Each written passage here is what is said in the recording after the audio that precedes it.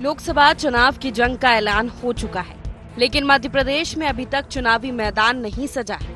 वजह है कांग्रेस ने अभी तक अपने पूरे उम्मीदवार घोषित नहीं किए हैं। भाजपा सभी 29 सीटों पर कैंडिडेट तय कर चुकी है, जबकि कांग्रेस महज 10 सीटों पर ही उम्मीदवार घोषित कर पाई है। 18 सीटों पर अभी उम्मीदवार तय नहीं हुए हैं। वजह बताई जा रही है कि राम मंदिर की लहर के बीच कांग्रेस अपने दिग्गज नेताओं को चुनाव लड़ाना चाहती है, लेकिन वो तैयार नहीं है। ऐसे में कांग्रेस अब विधायकों पर दाव लगाने की तैयारी में है। जिन विधायकों के नाम की चर्चा है उनमें मुरैना से पंकज उपाध्याय, दमोह से रामसिया भारती, विदिशा से देवेंद्र पटेल, जबलपुर से लखन घनघोरिया, शहडोल से पुंदेलाल मार्को, मंदसौर से विपिन जैन का नाम शामिल है। कहा जा रहा है कि दिग्विजय सिंह, कमलनाथ, सज्जन सिंह वर्मा, डॉक्टर गोविंद सिंह जैसे दिग्गज चुनाव लड़ने को तैयार नहीं हैं। इसीलिए इन विधायकों के साथ पार्टी को अब युवा चेहरों की भी तलाश है। इसके साथ ही भाजपा के 6 सीटों पर महिला कैंडिडेट देने के बाद कांग्रेस पर भी महिलाओं का कोटा पूरा करने का दबाव बढ़ गया है। इन खबरों के बाद बीजेपी तंज कस रही है। बीजेपी का कहना है कि कांग्रेस कैंडिडेट तक तो तय नहीं कर पा रही है, ऐसे में मुकाबला कैसे करेगी। वहीं कांग्रेस ये मानने को तैयार नहीं है कि उसे प्रत्याशी चयन करने में कोई दिक्कत है। राहुल गांधी जी कथित रूप से भारत जोड़ने की बात करते हैं, यात्रा निकालते हैं और दिन प्रतिदिन कांग्रेस पार्टी देश भर में टूट रही है। स्थिति ये है कि मध्य प्रदेश में कांग्रेस पार्टी को प्रत्याशी ढूंढे नहीं मिल रहे। दिग्विजय सिंह चुनाव लड़ने से पलायन कर चुके हैं। कमलनाथ जी का साथ नहीं चुनाव लड़ने का। अत्यंत पटवारी प्रदेश कांग्रेस अध्यक्ष खुद चुनाव लड़ने को तैयार नहीं है। जब ऐसी स्थिति कांग्रेस पार्टी की है कि कांग्रेस पार्टी के प्रदेश के दिग्गज राजनेता चुनाव में कतरा रहे हों, तो आप सोचिए प्रत्याशी की क्या स्थिति होगी। दूसरी ओर नरेंद्र मोदी जी की गारंटी, भाजपा सरकार के 10 साल के विकास के कार्य, अगले 25 साल का भारत कैसा होगा उसका विजन, इन सबके साथ भारतीय जनता पार्टी के कार्यकर्ता मैदान में है। हर मतदान केंद्र पर 370 से अधिक मत बढ़ाने इस लक्ष्य पर हम काम कर रहे हैं। अब की बार 400 पार, फिर मोदी की सरकार। नहीं, ये सब चीजें तो चुनावी प्रक्रिया का एक हिस्सा है। लोग कुछ भी बोलते रहें, मीडिया कुछ भी समझता रहे, लेकिन वास्तविकता ऐसा नहीं है। हर लोकसभा सीट के ऊपर कम से कम 3-3, 4-4 लोगों की पैनल बनी हुई है जो जिम्मेदारी के साथ चुनाव लड़ना चाहते हैं। लड़ने के लिए कांग्रेस पार्टी हाईकमांड उनमें से अच्छे योग व्यक्तियों को छांटने का प्रयास कर रहे हैं, चाहे विधायक हो, चाहे नॉन विधायक हो, चाहे फ्रेशर हो, चाहे पुराने हो, इस तरह का है। और मुझे उम्मीद है कि आज या कल तक कांग्रेस पार्टी की बचे हुए 28 लोगों की जो सूची है वो जारी हो जाएगी। विधायक निश्चित रूप से उस लोकसभा विधानसभा में जिसे वो रहते हैं, वहाँ से जीते हैं, उनका बहुमत है। कम से कम 5-6 जगह ऐसी हैं जहाँ पर कि कांग्रेस पार्टी को बहुमत ऑलरेडी मिला है लोकसभा में, तो वहाँ के विधायक अगर आगे होकर चुनाव लड़ना चाहते हैं तो स्वागत है। मध्य प्रदेश में भाजपा क्लीन स्वीप का प्लान लेकर चल रही है। डबल इंजन की सरकार और राम मंदिर की लहर से उसे अपनी आस पूरी होने की उम्मीद है। विधानसभा चुनाव में मिली बम्पर जीत से भी उसके हौसले बुलंद हैं। सभी सीटों पर चुनाव के ऐलान के पहले कैंडिडेट तय करने के साथ उसने अपना चुनावी अभियान भी शुरू कर दिया है। तो वहीं कांग्रेस टिकट तय करने की कवायद में ही उलझी हुई है। देखना यह है कि इन हालातों में चुनावी परिदृश्य कैसा बनता है। Bureau report, IND 24।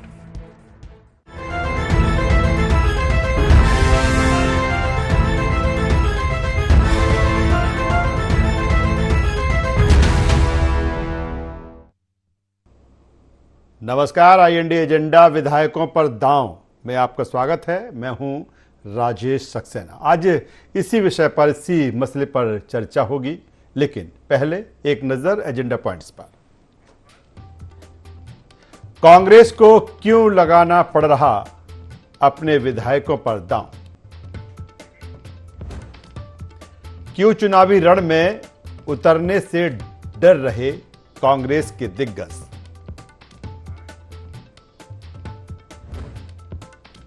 Modi magic, Ram मंदिर की लहर से क्या घबराई कांग्रेस? कैसी हो सकती है कांग्रेस उम्मीदवारों की दूसरी सूची? तो ये अहम एजेंडा पॉइंट्स हैं जिसके इर्द गिर्द आज की हमारी ये चर्चा होगी। चुनाव तारीखों का ऐलान हो चुका है। मध्य प्रदेश में जिस तरह से 4 चरणों में मतदान होगा, भारतीय जनता पार्टी अपने 29 नामों की जो सूची है वो जारी कर चुकी है और जो भी उम्मीदवार हैं भारतीय जनता पार्टी के, वो मैदान में डट चुके हैं। वहीं अगर हम कांग्रेस की बात करें तो कांग्रेस ने अभी 10 नाम अपने डिक्लेयर किए हैं, 18 नाम बाकी हैं। एक सीट की अगर हम बात करें, खजुराहो लोकसभा सीट, तो वहाँ पर जो समझौता है समाजवादी पार्टी से, उनको वो सीट दी गई है। इसीलिए अभी 18 नामों का इंतजार कांग्रेस का है। खबर इस बात की भी है कि कांग्रेस अपने कई विधायकों पर दांव लगा सकती है। हमने 10 नामों की सूची देखी, उसमें भी 3 नाम शामिल थे। दूसरी तरफ लंबे समय से ये भी चर्चा कि जो दिग्गज हैं कहीं ना कहीं इस बार चुनाव लड़ने से किनारा कर रहे हैं। वजह मानी जा रही है कि डबल इंजन सरकार का जो फार्मूला है वो हिट है, और यही कारण है कि 163 सीटें विधानसभा में भारतीय जनता पार्टी ने जीती। दूसरी तरफ राम मंदिर की लहर। आज इसी मसले पर हम चर्चा करेंगे कि आखिर क्यों देरी हो रही है कांग्रेस की उन 18 नामों को लेकर, या फिर क्या कुछ तैयारी। 3 खास मेहमान इस चर्चा में हमारे साथ जुड़ रहे हैं, उनके पास चलते हैं। परिचय करा देता हूं। हमारे साथ में है वरिष्ठ पत्रकार रमेश शर्मा साहब। रमेश जी, स्वागत करूंगा आपका। हमारे साथ में है मंजरी Jain ji, media panelist Bharatiya Janata party Madhya Pradesh. मंजरी जी, आपका स्वागत है। और अमित शर्मा जी हमारे साथ में है, महासचिव मध्य प्रदेश कांग्रेस। अमित जी, मैं आपका भी स्वागत करता हूँ। सीधा सा सवाल, और मुझे लगता है टका का सवाल, शुरुआत वहीं से करेंगे। जिस तरह से कहा जा रहा है कि दिग्गज जिनको लड़ना चाहिए था, कांग्रेस मुश्किल में है। विधानसभा की बात करें तो वो हिसाब से परिणाम नहीं आए, और कहा जा रहा है कि राम मंदिर की जो लहर है या जो डबल इंजन का फार्मूला से है, उससे आपके जो दिग्गज हैं जिन्हें चुनाव लड़ना चाहिए था वो घबरा गए हैं, इसलिए चुनाव लड़ने से मना कर रहे हैं। अमित जी। राजेश जी, सबसे पहले किसी भी राजनीतिक दल का, और खासकर कांग्रेस पार्टी के राजनीतिक दल में, आज आपने कहा कि चुनावी सूची में देरी हो रही है और अभी तक प्रत्याशी सामने नहीं है। मैं आपको मीडिया के माध्यम से जानकारी दे दूं कि प्रदेश अध्यक्ष जीतू पटवारी जी के नेतृत्व में, उमंग सिंगार नेता प्रतिपक्ष जी के नेतृत्व में तमाम पूरी महीने भर से लगातार एक बैठकें जिले स्तर पर ब्लॉक के पदाधिकारियों के साथ, जिला प्रभारियों के माध्यम से, प्रदेश पदाधिकारियों के माध्यम से, वहाँ के वरिष्ठ जनों के माध्यम से तमाम लोगों से संवाद और चर्चा हुई। और जीतू पटवारी जी ने स्वयं चर्चा करी कि कौन से मुद्दे होने चाहिए, क्या दिक्कत थी, कौन से नेता कहाँ पर चुनाव लड़ना चाहिए, और हमें किस तरीके से उस जिले में जो मुद्दे हैं, चाहे वो किसी भी तरह के बेरोजगारी के हों, विकास के हों, महिलाओं के हों, तमाम मुद्दों पर जिलेवार उन संक्षिप्त में चर्चा करी, संवाद किया, और लोगों में, नीचे के कार्यकर्ताओं में एक ताकत और हौसला भरने का काम किया। और चूंकि पंजा चुनाव लड़ेगा, नाम का आना, घोषित होना अभी बाकी है, लेकिन पंजा चुनाव लड़ेगा, पोलिंग पर कौन सा कार्यकर्ता बैठेगा, कौन सा पदाधिकारी किस जिम्मेदारी का निर्वहन करेगा, ये सारी बखूबी संगठन की चर्चाएं हो चुकी हैं।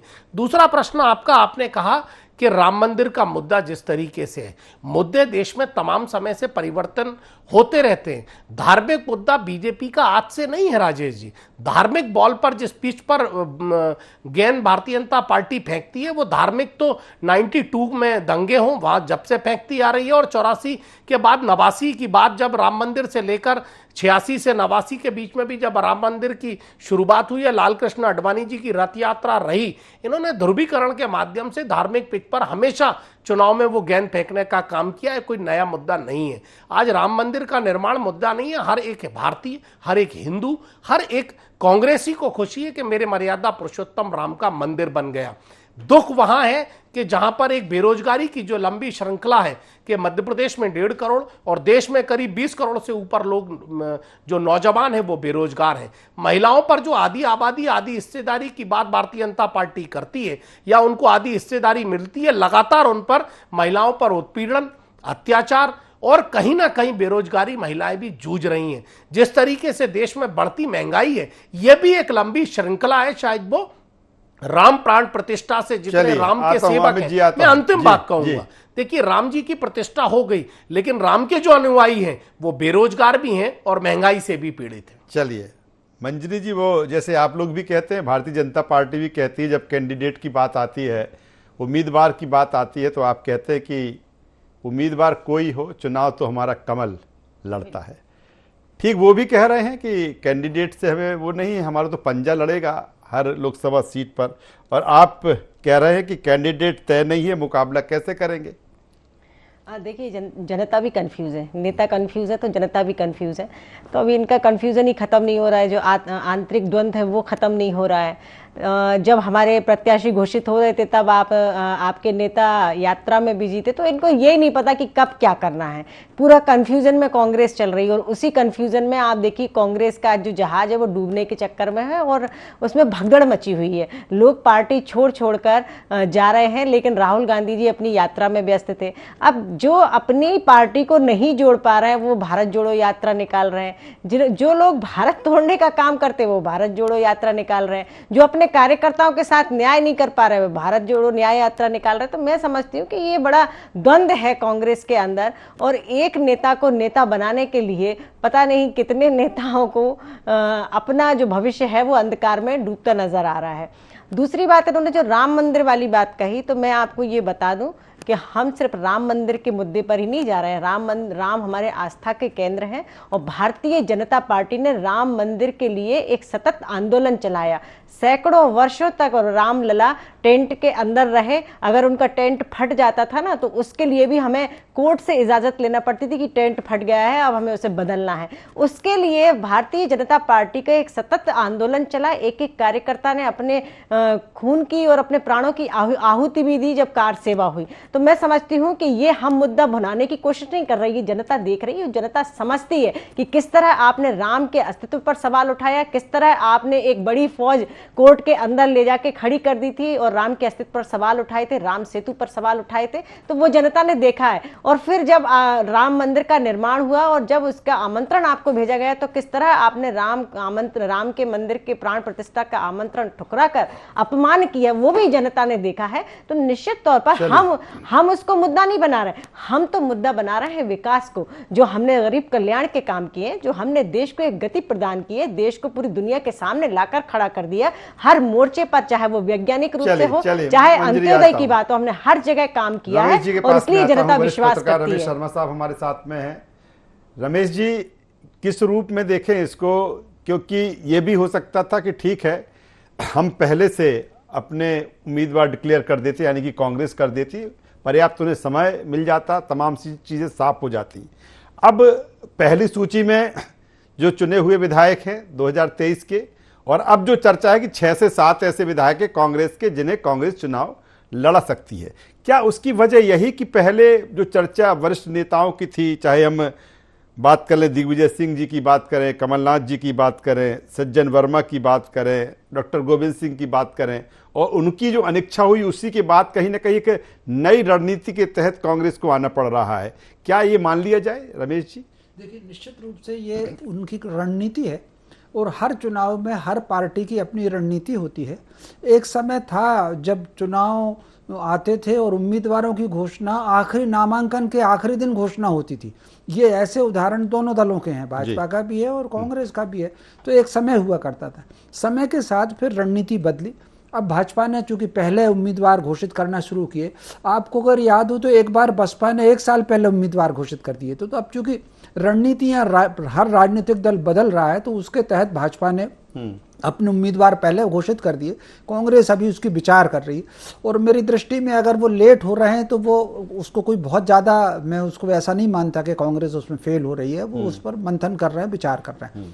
दूसरा जो प्रश्न आता है विधायकों को उतारने का, स्वाभाविक रूप से इस समय जैसे संक्रमण काल में या संघर्ष के काल में कांग्रेस है, तो कांग्रेस की बराबर ये कोशिश होगी कि लोकसभा में जो 1 सीट उनके पास है वो तो बची रहे, और जिन 4-5 लोकसभा सीटों को के अंतर्गत विधानसभा में उनको सफलता मिली है, उनमें से अगर वो एक आध ले सके, तो ऐसी स्थिति में अगर वो विधायकों को उतार दे तो इसको भी कोई आश्चर्य नहीं माना जाना चाहिए। जैसे कि भाजपा ने भी, अगर आप देखा होगा तो उन्होंने सांसदों को भी उतार दिया था। तो ये अपनी अपनी पार्टी की एक रणनीति होती है, तो उस आधार पर कांग्रेस अपनी रणनीति पर काम कर रही है, भाजपा अपनी रणनीति पर काम कर रही है। इसमें कोई शक नहीं कि इस समय पूरे देश में एक वातावरण ऐसा बन गया है कि कांग्रेस से कुछ लोग छोड़ रहे हैं और भारतीय जनता पार्टी में जा रहे हैं। तो स्वाभाविक रूप से इस सारी परिस्थिति में भाजपा एक आध कदम कांग्रेस से भी आगे दिख रही है।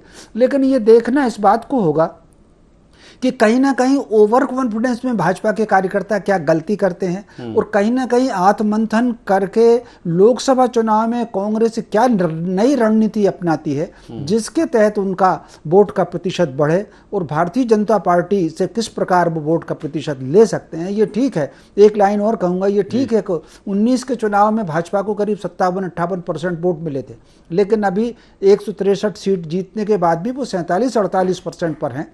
तो मैं समझता हूं कि अब कांग्रेस उसमें से कितना तोड़ सकती है या भाजपा उसमें कितना बढ़ा सकती है, ये दोनों की अपनी अपनी रणनीति पर काम करेगा। चलिए, बेहतर बात रमेश जी कर रहे हैं। एक बार फिर अमित जी के पास में आ जाता हूं। अमित जी, जिस तरह से चुनावी घमासान अब शुरू हो गया है, लेकिन कांग्रेस के सामने एक चुनौती ये भी है लगातार जिस तरह से दिग्गज मैदान छोड़ रहे हैं, और यही कारण रमेश जी से भी वही सवाल किया कि जो आपकी अब रणनीति है कि विधायकों को मैदान में उतारा जाए, चूंकि वो ओके टेस्टेड होके आए हैं, 2023 विधानसभा चुनाव लड़के आए हैं, और रमेश जी ने जिस तरह से कहा कि ठीक है एक सीट अभी है, अगर आप 1-2 सीट और गेन कर लेते हैं तो फिर आपको बताने के लिए बहुत कुछ है कि नहीं हमारी जमीन नहीं खिसकी, हम पूरी तरीके से तैयार हैं, न केवल अभी लोकसभा चुनाव को लेकर बल्कि आगे भी। ये भी रणनीति है।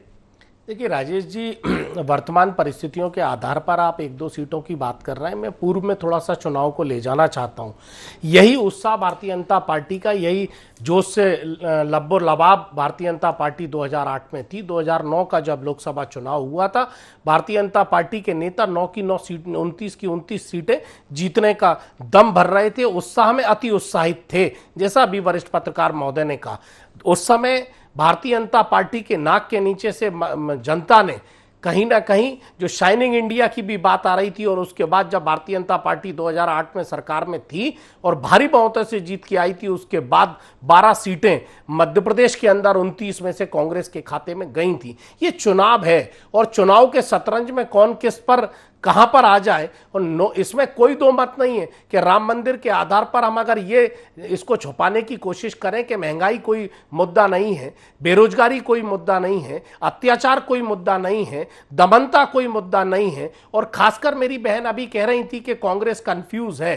ठीक है, मध्य भारत की जनता कंफ्यूज है, और इसी कंफ्यूजन में तो हम इंतजार कर रहे थे उस काले धन का, जो अभी सुप्रीम कोर्ट के माध्यम से एक लिस्ट जारी हुई है जिसमें हमारी आंखें खुल गई। हम कंफ्यूज थे, ना खाऊंगा ना खाने दूंगा, लेकिन उसमें देखा तो पाकिस्तान की एक एजेंसी से भी पैसे ले लिए, एक चाइना की एजेंसी से भी पैसे भारतीय जनता पार्टी ने बॉन्ड के माध्यम से ले लिए। ये दूसरा रास्ता जो बॉन्ड के माध्यम से भारतीय जनता पार्टी ने कंफ्यूज करने की कोशिश करी है, इस कंफ्यूजन को भी मध्य प्रदेश से लेकर देश की जनता जान चुकी है राजेश जी। और रही बात कांग्रेस के संगठन की, कोई भी संगठन हो, संघर्ष के दौर पर मैंने कई बार पहले भी कहा है कि 24 बार हमने अपनी कांग्रेस को टूटते और जुड़ते और विपक्ष की सत्ता से लेकर विपक्ष की भूमिका में देखा है। निसंदेह समय विपरीत है, लेकिन इस विपरीत धारा में भी हम जीतू पटवारी के नेतृत्व में, उमंग सिंगार जी के नेतृत्व में अपनी बात कहूं के नेतृत्व में आने वाले लोकसभा चुनाव में हम ज्यादा से ज्यादा सीटें मध्य प्रदेश में खाता ही नहीं खोलेंगे, जीत कर आएंगे। अब आपने वरिष्ठ जनों की बात करी, कमलनाथ जी, चूंकि उन्होंने पहले ही कहा कमलनाथ जी ने कि वहां वो पूरे प्रदेश में प्रचार करेंगे, देश में प्रचार करेंगे, और छिंदवाड़ा में नकुल नाथ जी के साथ लगातार वो 2 महीने से और लगातार प्रचार की स्थिति में। दिग्विजय सिंह जी ने बात करी कि वो राज्यसभा सांसद है, वो पूरे में प्रचार करेंगे। भारतीय जनता पार्टी इस गोल में है कि कौन लड़ेगा कौन नहीं लड़ेगा, लेकिन लड़ने की अपेक्षा ये मैं पूछना चाहता हूं कि आज उमा भारती जी कहां से लड़ रही हैं, विक्रम वर्मा जी कहां से लड़ रहे हैं, रघुनंदन शर्मा जी कहां से लड़ रहे हैं। अभी राजस्थान से एक सांसद छोड़ के चले गए, अभी मध्य प्रदेश में एक राज्यसभा सांसद ने इस्तीफा दे दिया। पहले गिरबान में झांकें। कांग्रेस जन आधारित पार्टी है, संघर्ष की पार्टी है, फिर दोबारा संघर्ष खड़ा है। जी नहीं लगता कि चुनाव प्रचार से ज्यादा भी आवश्यकता कांग्रेस को इस बात से है कि अगर एक सीट से भी कुछ और इंक्रीज हो जाए, इसीलिए अगर दिग्गज सामने आते तो कहीं ना कहीं ये पॉसिबिलिटी बनती कि 1-2 सीट और आ जाएंगी इन दिग्गजों के जरिए। राजेश जी, दिग्गज चुनाव नहीं जीतते, कांग्रेस का कार्यकर्ता और हर बूथ पर बैठने वाला कांग्रेस का कार्यकर्ता दिग्गज होता है।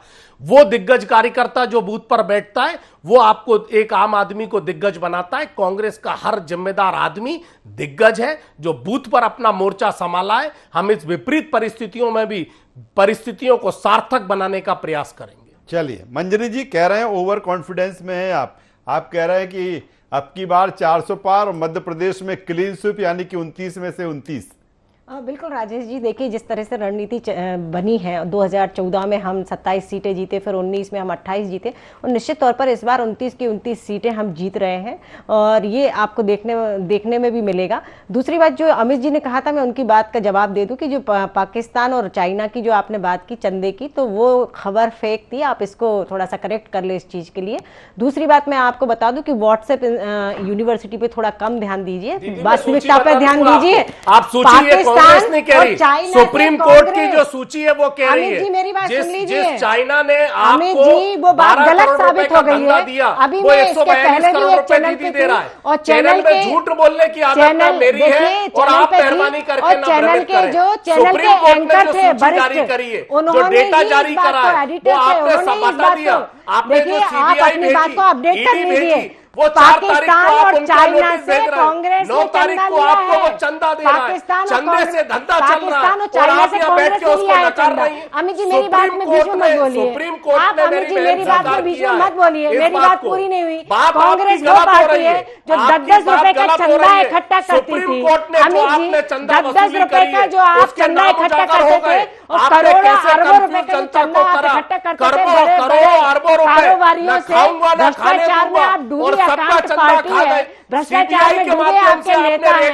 सोनिया जी चुनाव लड़ने से मना कर चुकी है, सोनिया जी चुनाव लड़ने से मना कर चुकी है, आपकी प्रमुख लीडर है। आपने उनको चंदा दिया, इसलिए भारतीय जनता पार्टी जानकारी दुरुस्त रखिए, जानकारी दुरुस्त रखिए, जानकारी को सही करिए। आप एक चैनल पर बैठकर गलत इल्जाम लगा रहे हैं, व्हाट्सएप यूनिवर्सिटी के बाहर निकलिए, सही जानकारी रखिए, आप सही जानकारी रखिए, आप गलत इन्फॉर्मेशन दे रहे हैं चैनल पर बैठकर। सुप्रीम कोर्ट पर मानहानि का दावा करिए, सुप्रीम कोर्ट पर क्यों करेंगे? एसबीआई पर मानहानि का दावा करिए। गलत और भ्रामक जानकारियां पहुंचा रहे हैं। राजेश जी इस बात को क्लियर करेंगे, आपके पास सही जानकारी होगी। लोगों की गाड़ी कमाई, बड़े न्यूज चैनल पर उन्होंने भी इस बात लोगों को दबाने का काम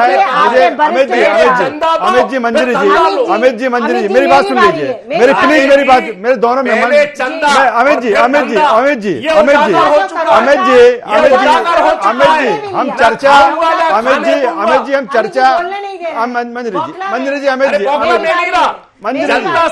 मंजरी जी सवाल ले लीजिए, मेरी बात सुन लीजिए। हम चर्चा इलेक्टोरल बॉन्ड पर नहीं कर रहे हैं, हम चर्चा कर रहे हैं विधायकों के दाव पर कर रहे हैं, कांग्रेस की सूची पर कर रहे हैं। मंजरी जी कुछ बात और हो 30 सेकंड में करिए, फिर मैं रमेश जी के पास में आऊंगा। अब इनके पास है ही नहीं, कार्यकर्ता बूथ पर बैठने के लिए है नहीं, चुनाव लड़ने के लिए कोई है नहीं, तो अब ये करेंगे क्या? अब ये सिर्फ भ्रामक जानकारियां फैलाएंगे और डिबेट का रुख मोड़ने का विषय अंतर करके उसको भटकाने की कोशिश कर रहे हैं। बात कहीं ले जाते हैं, कभी राम मंदिर पर ले जाते हैं, फिर कहते हैं बीजेपी राम मंदिर का मुद्दा बना रही है, राम मंदिर को मुद्दा आप बनाते हो। अभी दूसरी डिबेट चल रही है, आप दूसरी बात कर रहे हो और आप उसमें 1400 करोड़ का खुद चंदा लिए हुए हो। टीएमसी जो एक क्षेत्रीय पार्टी है दूसरे नंबर पर है, आज भारतीय जनता पार्टी प्रमुख पार्टियों में से है और जब आपकी कांग्रेस सरकार 10-10 रुपए का चंदे के नाम पर आप करते थे, बड़े बड़े कारोबारियों से आप दीदी आप नाराज मत हो, स्वीकार करो चंदा लिया। मैं लगता हूँ रमेश जी से कमेंट्स ले लेता हूँ, फाइनल क्लोजिंग कमेंट्स ले लेता हूँ। नाराज मत हो अमित जी मंजरी जी, मैं क्लोजिंग कमेंट्स ले लूंगा। मुझे लगता है कि सर की नजर से भी कुछ देख लेता हूं इस घमासान को। रमेश जी जिस तरह से आप समझ सकते हैं तासीर की, चूंकि अब तारीखों का ऐलान हो चुका है, लेकिन जिस तरह से सिलेक्शन की बात करें, भारतीय जनता पार्टी ने अपने 29 नाम सिलेक्ट किए और अब कांग्रेस कर चुकी है और करने वाली है। यह भी एक महत्वपूर्ण होगा, या फिर जिस तरह से अगर बीजेपी की बात करें तो वो कह रहे हैं कि राम लहर भी है, वो डबल इंजन भी है, तमाम सारी चीजें, या कैंडिडेट भी कहीं ना कहीं महत्वपूर्ण भूमिका में रहेंगे। ये निश्चित रूप से राजेश जी आपने बिल्कुल ठीक बात कही, इसमें कोई शक नहीं कि राम लहर का लाभ मिलेगा भाजपा को और डबल इंजन की सरकार का भी है। इसके अलावा केंद्र सरकार की कुछ और नीतियां भी हैं जो प्रभावी भी हैं, राज्य सरकार की भी कुछ नीतियां हैं वो प्रभावी हैं। लेकिन चुनाव के परिणाम इन सारी चीज़ों पर ही निर्भर नहीं होता। जिस प्रकार प्रातःकाल सूर्योदय के लिए लाखों पलों की भूमिका होती है, कोई अगर एक पल रुक जाएगा सूर्योदय नहीं हो सकता, तो कोई एक घटना के लिए बहुत से कारक होते हैं। उसी प्रकार चुनाव के परिणाम में ये जो राष्ट्रीय स्तर के मुद्दे हैं वो भी उसमें काम करेंगे। राज्य सरकार की जो नीतियां हैं, जो अच्छाइयां हैं वो लाभ देंगी, जो नीतियां अच्छी नहीं है वो नुकसान देंगी। कैंडिडेट की छवि भी काम देगी, कार्यकर्ताओं का परिश्रम भी काम देगा। और अगर ये सारी की सारी चीज़ें ठीक हैं तो समर्थित अपने समर्थक वोटर को पोलिंग बूथ पर ले जाने का प्रेरणा देना, जो निचले स्तर का कार्यकर्ता है वो भी सब काम करता है। ये ठीक उसी प्रकार है राजेश जी, जैसे मान लीजिए हम सब्जी बना रहे हैं तो सब्जी बनाने सब्जी बराबरी से कटना चाहिए, ठीक से धुलना चाहिए, मसाला ढंग से चलना चाहिए। अगर आँच कभी तेज ज़्यादा होगी तो भी उसका स्वाद बिगड़ता है। ठीक उसी प्रकार चुनाव परिणाम में भी कई चीज़ें काम होती हैं। उम्मीदवार की छवि, उसका परिश्रम, उसकी सक्रियता, उसकी ऊर्जा, वो भी परिणाम को प्रभावित करती है। चलिए, बेहतर बात रमेश जी कर रहे हैं। तो बदला हुआ सियासत और राजनीति का पैटर्न है और वर्तमान समय में जो चुनाव है उसमें कई चीजें निर्भर करती हैं, कई तरह का मैनेजमेंट उस पर निर्भर करता है। यह भी बिल्कुल सही है कि कैंडिडेट की कहीं ना कहीं व्यक्तिगत जो छवि है अपने क्षेत्र में, और यही कारण है कि चाहे वो भारतीय जनता पार्टी हो, चाहे वो कांग्रेस हो या अन्य दल हो, अलग अलग स्तर पर जिस तरह से सर्वे होते हैं देखते हैं कि किस कैंडिडेट की अपने क्षेत्र में, चाहे वो क्षेत्रीयता के आधार पर हो, चाहे जातिगत समीकरण हो, तमाम समीकरण हो, उसके आधार पर वो खरा उतर रहा है तमाम पैमानों पर। और यही कारण है कि बीजेपी अपनी सूची जारी कर चुकी है, कांग्रेस भी कहीं ना कहीं तमाम पैमानों पर अपने कैंडिडेट को परख रही है। देखना होगा, एक दो दिन में उनकी सूची भी सामने होगी और जितने भी 29 महारथी हैं वो आमने सामने होंगे। तीनों मेहमानों का मैं धन्यवाद करता हूं, शुक्रिया करता हूं। तो फिर कांग्रेस अब कहीं ना कहीं जिस तरह से चर्चा है कि विधायकों पर दांव लगाने जा रही है और एक बेहतर कैंडिडेट भारतीय जनता पार्टी के सामने आए, ये भी कांग्रेस की कोशिश है। देखना होगा कि अब जो सूची आएगी 18 नामों की, किस तरह के उम्मीदवार होंगे और किस तरह का मुकाबला मध्य प्रदेश की 29 लोकसभा सीटों पर। आई इंडिया एजेंडा में बस इतना ही। आई इंडिया 24 पर खबरों का सिलसिला लगातार जारी है, बने रहिए हमारे साथ। नमस्कार।